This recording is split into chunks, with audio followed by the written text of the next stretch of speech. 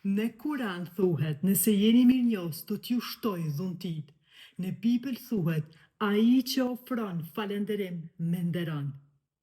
Të dyja na mësojnë njëjtën të vërtetë të thellë. Falënderimi është qelsi i hapjes së zemrës për bekime të reja. Kurani na tregon se mirënjohja e shton të mirën.